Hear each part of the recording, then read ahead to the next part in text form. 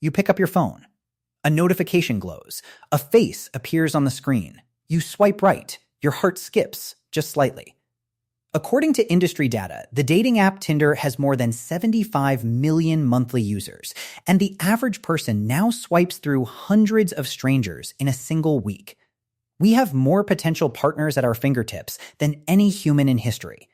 But for 99% of human history, this didn't exist.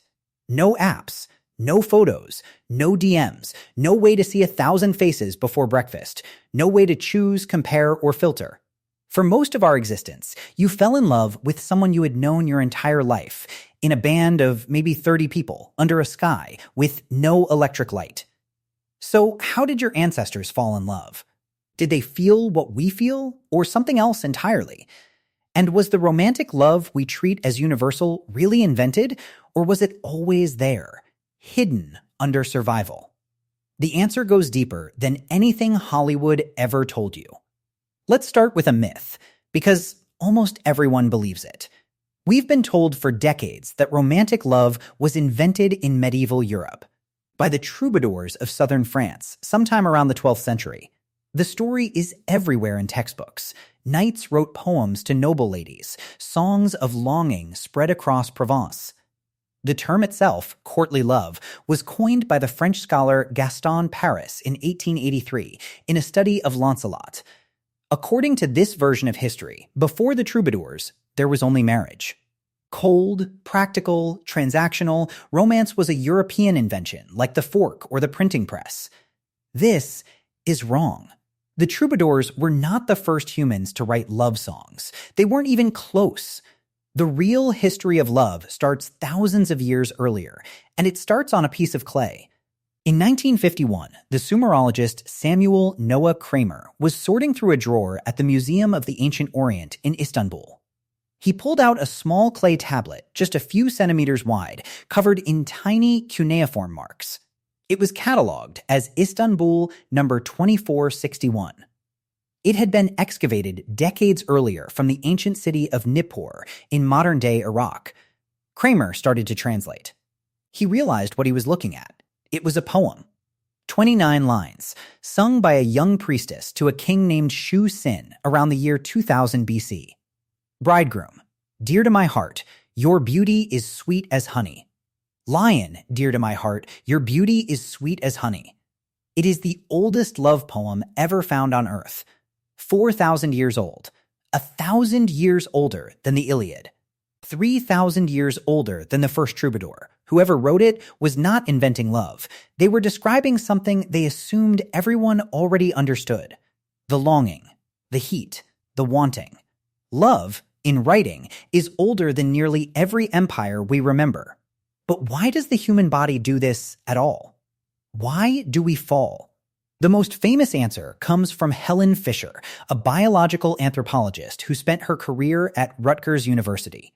Beginning in the 1990s, Fisher and her collaborators put people who had just fallen in love into MRI scanners. They watched the brain in real time. What they found became one of the most cited models in modern science. Romantic love is not a single emotion. It is 3 different brain systems running at once. Lust, driven by testosterone, pushing the body toward any partner. Attraction, driven by dopamine and norepinephrine, focusing all attention on one specific person. Attachment, driven by oxytocin and vasopressin, the long, calm bond that keeps couples together for years. When you fall in love, dopamine floods the same reward pathway activated by cocaine. The brain on love and the brain on a drug look almost identical. And these circuits did not appear in the Middle Ages. They are millions of years old, shared with other mammals, wired into us long before our ancestors had a word for any of it, which means something almost unbelievable. The Sumerian priestess who wrote that poem 4,000 years ago felt the same chemical rush you feel staring at someone across a room today. So did the Neolithic farmer 12,000 years ago. So did the hunter-gatherer 50,000 years ago, around a fire, watching a face on the other side of the flames. The hardware never changed. The body of every human who ever lived was wired for this. The same flood of dopamine, the same racing heart, the same impossible focus on one single face in a crowd. The only thing that changed was what they were allowed to do about it. And here is where it gets strange. Because for most of recorded history, you did not marry the person you fell in love with. According to multiple cross-cultural surveys, more than half of all marriages on Earth today are still arranged by families rather than chosen by the couple. Go back a few hundred years, and that number was almost universal. Marriage was an alliance between households, a merger of land, a trade of labor, a pact between fathers.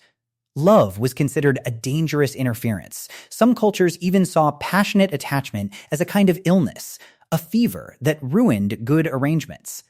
For thousands of years, love and marriage were two separate things, and the second one rarely cared what the first one wanted.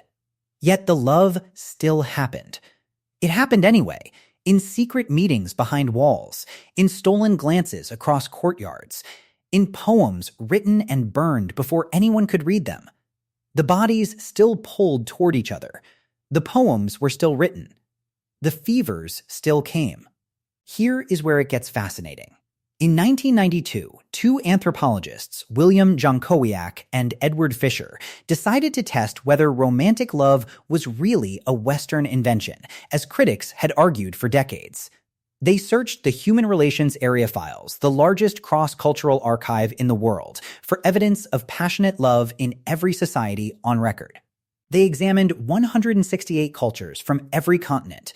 They looked for love songs, for elopements, for accounts of longing, jealousy, secret affairs, suicide pacts. They published their results in the journal Ethnology.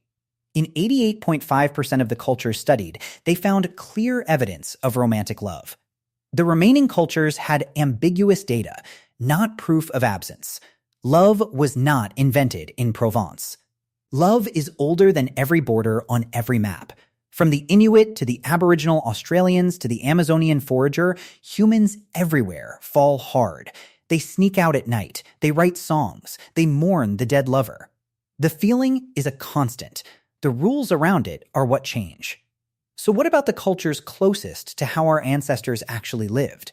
Among modern hunter-gatherers like the Hadza of Tanzania, the Kung of the Kalahari, and the Agta of the Philippines, anthropologists have found something quietly radical. There is almost no arranged marriage.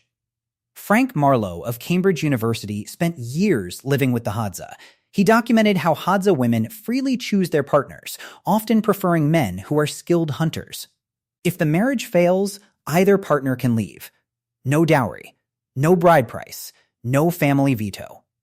A more recent study published in the journal Frontiers in Psychology applied the Sternberg triangular theory of love to the Hadza and found that commitment and passion were strongly linked to reproductive success in both sexes. The researchers concluded that in societies where individuals choose their own partners, love itself becomes a force shaping who has children and who does not. If hunter-gatherer life resembles the world our ancestors lived in for 300,000 years, then this was probably the original human pattern. Free choice, mutual attraction, walk away if it fails. The arranged marriage was the new invention. Love was the old one. And the dead remember. Across the world, archaeologists keep finding the same thing. Not bones in a single grave, bones in pairs. In 2007, near the Italian town of Mantua, a team led by archaeologist Elena Minotti uncovered two skeletons inside a Neolithic grave dated to roughly 6,000 years ago. They became known as the Lovers of Valdaro. A young man and a young woman, no older than 20, lying face to face, arms wrapped around each other, legs intertwined. Buried that way, on purpose, 6,000 years ago. In 2009, builders in Modena, Italy, uncovered another pair from the late Roman period. Two skeletons, holding hands. Their fingers locked through 14 centuries of soil. At Hasanlu, in what is now Iran, archaeologists found two figures clutching each other in a moment of catastrophe around 800 BC, one with an arm under the other's head. Researchers debate who they were. We do not know their names. We will never know. But somebody loved them enough to bury them together. Or they died, refusing to let go. Love does not fossilize. It leaves almost nothing behind. No bone shows it. No tool records it. The Sumerian poem survived only because it was scratched into clay that happened to bake hard in the desert sun. For every poem we found, 1,000,000 were sung once around a fire and lost forever. For every couple buried together, hundreds were buried apart and forgotten. We will never know the names of most of the people who ever loved anyone. But we know they did. Because the brain didn't change. Because every culture has the songs. Because the dead keep showing up holding hands. For 300,000 years, your ancestors fell in love with no apps, no photos, no algorithm choosing for them. They fell in love with a face they had known since childhood. With a hunter who came back with meat. With a singer at the fire. With someone in their own small band of 30 people. Under a sky they could actually see. Most of them never touched more than 200 faces in their entire lives. They had no choices to compare, no profiles to swipe, no second chances waiting in a different city. And yet they wrote poems 1,000 years before the troubadours. They buried each other holding hands 6,000 years ago. They felt exactly the same chemicals firing in exactly the same brain you have right now. We swipe through 1,000 faces a day, and most of us still wake up alone. They knew 30 faces their entire lives, and they buried each other holding hands. The love we think we invented was already old when the first city was built. And somewhere, deep in the part of the brain that still lights up at one specific name, the original feeling is still waiting.